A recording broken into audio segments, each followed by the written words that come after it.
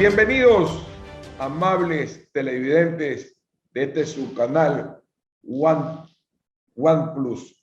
En esta mañana tenemos invitado a Fernando Insúa, artista plástico, filósofo, pensador, libre pensador, para conversar sobre el arte, el Estado y el mercado. Bienvenido, querido Fernando. Buenos días, don Ramón. Un placer compartir esta mañana con usted. Una de las cosas que sucede en el mundo de las artes es comprender la relación que tiene el artista de existir, de vender sus productos. Muchas de las universidades, y especialmente las públicas, forman ciudadanos para venderles objetos al Estado, o inclusive ni siquiera para vender nada, sino simplemente para ser productores que carecen de conocimiento de las leyes del mercado. ¿Cuál es el enfoque que usted, como un joven artista, le da al mercado en el siglo XXI? Bienvenido nuevamente, Fernando. El mercado es fundamental para sostener cualquier proyecto artístico, y menospreciarlo o pretender que el mercado es un objeto para lograr etéreos intereses es invalidarlo como tal. Coincido, hay un factor muy importante, inclusive cuando se hace un análisis, y recomiendo una lectura de Diario El País, que hace un estudio sobre los mercados artísticos después de la pandemia. Citaban el tema de las academias de arte. Están formando para el mercado, están formando para que el artista pueda sostenerse, para que sea un ente integral que pueda generar todo tipo de técnicas, como si lo hacían las escuelas de arte. No, por lo general es para concursos, para formar nuevos profesores de arte. Entonces, entras a formarte a la academia para ser académico, no para hacer arte, o para hacer arte para un grupo determinado que es de propios académicos. Entonces, ese círculo, en cierta manera, al venir una crisis como la que vino con la pandemia, se quiebra, se disloca. Porque es ese círculo de autoconsumo entre la academia misma produce, la academia misma critica, la academia misma la consume, se disloca. Entonces, el mercado siempre está ahí y es algo que hay que aprender a llegar a. Ese mundo académico que usted señala y que hoy tiene vigencia en Guayaquil y en el Ecuador a través de las universidades de las artes, ¿no está en alguna forma preparando a sus alumnos para enfrentar la realidad del mercado, como cinematógrafo, como pintor, como escultor o como músico, o la actividad que este ejerce? ¿A qué se debe ese fenómeno, querido Fernando? Atraviesa mucho por lo ideológico, atraviesa mucho también por el criterio político. ¿Por qué razón? Porque yo tiendo a decir, esto no porque esto es comercial, esto no porque es muy occidental, esto no porque no es latinoamericanista, esto no porque no va de acuerdo a mi línea filosófica o la línea filosófica o política que tenga tal universidad o tal profesor. Entonces, en ese aspecto va a tender a menospreciar todo. Basta que se vea algo que me parece muy interesante y toca el tema del cine. Solo en el tema del cine y se aplica en todo. Eh, Netflix saca un documental brutal que se llama Las películas que nos marcaron. Las películas que nos marcaron. Y en ese aspecto, todos los productores que en su momento en las academias de cine les decían que tenían que estudiar era cine de autor, cine de esto que es válido para ver a alguien con libertad creativa, pero menospreciaban el cine comercial o menospreciaban otras ideas de cine. Al final ellos se separan, tienen que reaprender estos directores para crear todos estos fenómenos que vimos en los 70 y en los 80. En ese aspecto es que lo que se pide es eso. La universidad a veces te forma con criterios políticos, ideológicos, el arte como activismo, el arte como sujeto político, pero tampoco el arte como oficio, como sí lo formaba, por ejemplo, el Bellas Artes. El arte como oficio, el arte como un oficio del cual vas a vivir y vas a hacer. Vas a aprender técnicas para desarrollar y para poder captar. Y a veces en el manejo de estos equilibrios ocurre lo que usted menciona. Y lo que yo cito también es que se pierde este equilibrio y al tener más argumentos políticos o muy filosóficos se pierde la técnica o se pierde el oficio. Y al perder el oficio tienes más activistas que artistas, más políticos que artistas, y a su vez, cuando sales del ambiente académico, que es como una incubadora que te protege, que te da, donde puedes hacer estos debates, donde pueden consumir este tipo de obra, y sales al mercado en general, no manejan los equilibrios entre una obra de mercado, entre el cliente, el trato con el mismo y la investigación que tiene que tener tu artista de su obra. No manejan esos equilibrios y cuesta. Muchos estudiantes dicen, me están enseñando válidamente a llenar formularios para participar en un concurso del gobierno, pero yo no sé cómo es una declaración de impuestos, yo no sé lo que es tener un RUC, un RICE, o lo que es tener o lo que es gestionarme económicamente una exposición. Y ahí caen en el mundo real. Y es cualquier estudiante de arte o cualquier estudiante de muchas materias dice, quiero que me enseñen a vivir el mundo real, lo que es una vez que salga. ¿Cómo se vive el mundo real de un artista? Usted es un hombre joven que se ha dedicado los últimos 15 años de su vida a vivir de su oficio. ¿Cómo es la realidad fuera del marco académico? ¿Cómo se debe realizar un artista? Total, primero, no creer que ya soy licenciado en arte y ya lo sé todo. Eso es básico. Y es algo también que lo hemos conversado en muchas ocasiones. Eh, no decir hice tal muestra y quedarme contemplando la muestra que se hizo hace 10 años o hace 15 años o algo que se hizo hace el año pasado y decirme toda mi producción artística va a ser basada en eso.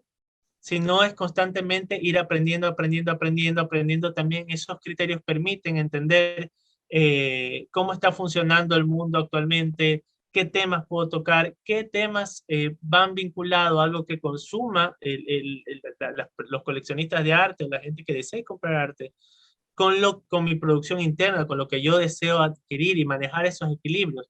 ¿Por qué razón? Porque al no manejar estos equilibrios, ocurre lo siguiente, ocurre el artista que menosprecia a la sociedad. Ocurre el artista que dice, yo hago esta obra, y si no me entiende la obra que hago, la gente son unos ignorantes. El que habla es un ignorante porque no entiende lo que yo hago. Y no es así. La obra tiene que defenderse por sí misma. Entonces, en ese aspecto, eso es lo que se aprende en el camino. Entonces, vas viendo, vas constantemente escuchando los que ven, los que consumen tu obra, yo la voy a tratar de público, te alimentan, tú aprendes, ves, negocias, entiendes, gestionas una exhibición, gestionas un auspicio, generas tus propios riesgos privados al momento de hacer algo. No esperar a que el Estado te haga una exposición, el Estado te lo pague y el Estado asume ese riesgo. Porque no es así, la vida no es tan así. Investigar, entender, esto me va a costar la investigación, esto voy a hacer, esto voy a lograr en base a esto. Y todo Cuando eso me se ve en habla el de diario vivir. investigación, ¿usted recurre a una fórmula de investigación de mercado para ofrecer sus productos artísticos? Yo creo que hay una producción personal, una investigación del artista que hace uno, y por eso digo el tema de los equilibrios. Yo hago una investigación de temas muy raros, que uno diría, lo raro no puede pegar. No, sí puede pegar. Yo hago una investigación en temas de símbolos muy antiguos y ese tipo de situaciones. Pero obviamente hay un criterio estético. Esto puede estar en tal residencia, esto puede formar parte de una colección, esto está de vanguardia o esto evoca a una época determinada, que hay un público determinado que le va a interesar este tipo de temas. Y esas son las cuestiones que uno hace cuando trabajas con criterio del mercado. Y yo no voy a criticar, creo que el mercado es válido. Cuando ya eres un artista que vives del arte, el mercado es el público. Y no quiero separarlo como una entelequia capitalista, no, el mercado es el público. Y quien separa al público. Existió antes que el capitalismo. Existió como un oficio anterior al capitalismo, al feudalismo, emerge desde tiempos precristianos como una forma de servicio y de oficio, ¿no? Sobre todo en el arte religioso. Total, entonces hay una retroalimentación en que el mercado, yo hago con criterio estético, yo quiero que esto quede aquí, yo que hago con un criterio de que esto pueda formar parte de una colección, o que la persona vea, o que le guste y diga, esto me interesa, esto no lo entiendo, explícamelo, esto de qué es, cómo es lo que va. Y el que se dedica va a ver, va a tener estas variables. Por eso considero que hay que manejar estos equilibrios entre la investigación, la vanguardia, que es vital también en el arte, lo que se investigue, lo que se haga, y también el público, los que ven tu obra, los que les gusta, los que te siguen, los que la critican. Y esos equilibrios son buenos porque si no se caen en esos egoísmos en el cual yo hago esto pero nadie me entiende. Eso es muy común. Yo hago esto pero nadie me entiende. Yo hago esta obra, pero si no les gusta es porque no son inteligentes, no tienen gusto. Y eso no es así, porque el artista se equivoca todo el tiempo. Hay una queja generalizada en los artistas de provincia, como los guayaquileños, frente a los fondos concursables. Usted conoce perfectamente que genera mucha frustración. Mucha gente en la Universidad de las Artes les enseñan a hacer estudios para presentarse a un concurso que por lo general rara vez un guayaquileño o alguien fuera de la periferia centroestatista puede ganar. ¿Cómo? La primera pregunta, ¿cómo se podría ganar un concurso de esa índole? ¿Están los artistas periféricos preparados para enfrentar todo ese cabildeo necesario para llegar a un fondo concursable? ¿Y qué otras alternativas tendrían aquellos artistas que permanecen en el deseo de venderle al Estado y que podrían tener otras vías, querido señor Insúa? Está la respuesta. Hay caminos que son no tan cortos ni tan rectos, pero son tal vez los más seguros.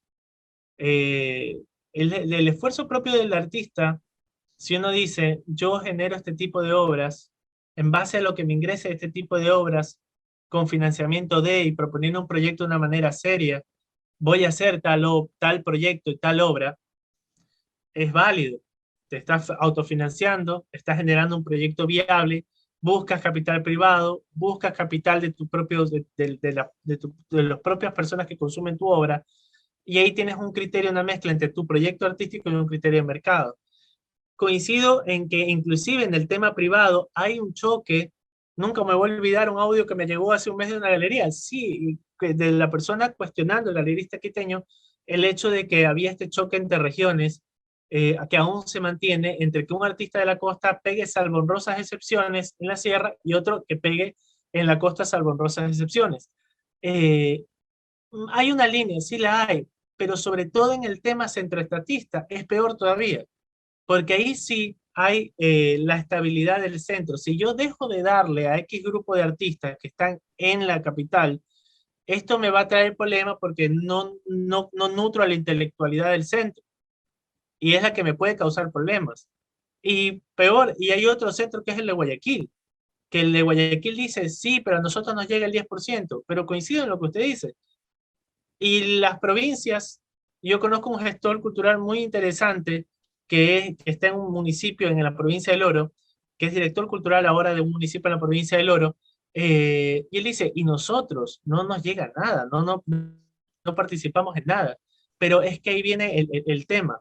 Eh, no solo va por el hecho de que te sientas menospreciado porque eres de provincia. Hay muchos casos que es verdad, que hay proyectos que no se sostienen por sí mismos, que no están bien planteados, que no tienen criterio técnico o no tienen criterio al plantearlo. Y el discurso es, me están ninguneando por ser así, o por esto no me apoya, o el público no me lo va a auspiciar porque el público es un ignorante y no quiere aprovechar. Eh, y si vamos por ese criterio de echarle la culpa al otro, hay veces en que es verdad que hay proyectos que sí no están bien sustentados, no están de ese tipo, no hay una rigurosidad al momento de pedir, no hay una formalidad, hay muchos criterios.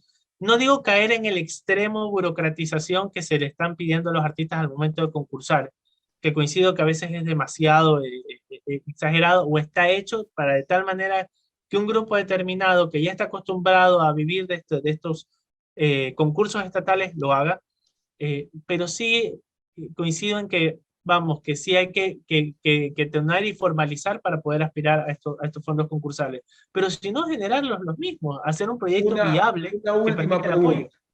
Una última pregunta y espero que sea lo suficientemente concreto en esta materia. ¿Qué oportunidad tiene el artista contemporáneo de conquistar mercados fuera de su entorno? Las hay. Las hay. Es que las hay. Por El eso digo. ciberespacio, el mercadeo online, ¿cómo juega en la realidad contemporánea? Nunca me voy a olvidar cuando vino la pandemia. La pandemia yo creo que nos quita las máscaras, quitó las muchas máscaras.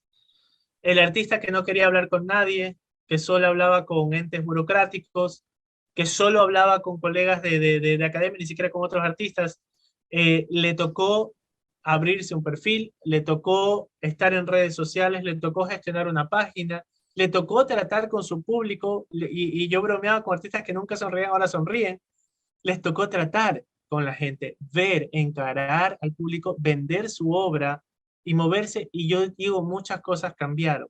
Desde que está el uso, el auge de Internet, de las páginas de arte, de los perfiles, de poder hablar con las galerías directamente, todo eso yo creo que es válido. Por eso el discurso de no adquieren mi obra porque no le entienden, o hasta las galerías no la hacen porque están con trinca con tal o cual artista, no iría tanto así. Va al hecho, ya están los medios, están los recursos para llegar, están los medios digitales que permiten llegar a las galerías, escribirles, llegar a los portafolios. Y ahí sí ya muchos mitos del discurso de no me internacionalizo por esto o no envío afuera por esto, yo no le diría que están tan válidos. Yo creo que va por el lado de, insisto, investigar bastante, no menospreciar al mercado, no menospreciar al público, seguir con las investigaciones artísticas individuales, crear conceptos, sostenerlos bien, argumentarlos bien, y los recursos están ahí para llegar, para mostrar tu trabajo. Y si el que le gustó, le gustó, el que no le gustó, no le gustó, tampoco vamos a presionar a la gente a que sí, tienen que aceptarme, o tal galería tiene que aceptarme. Gracias, Fernando. Ojalá que le abra la luz a muchas personas que no entienden o no quieren entender que el arte es un negocio al que hay que saberlo impulsar. Y como todo negocio tiene un riesgo, ser aceptado como producto o no tener interés como producto. Así es la realidad de todo aquel que emprende. Aprende entonces, y deberían aprender muchos artistas a entender, que el mercado sigue mandando, porque es la opinión más democrática que existe. Un fuerte abrazo, querido Fernando. Gracias por habernos acompañado en Sucesos en su canal OnePlus. Hasta el próximo encuentro.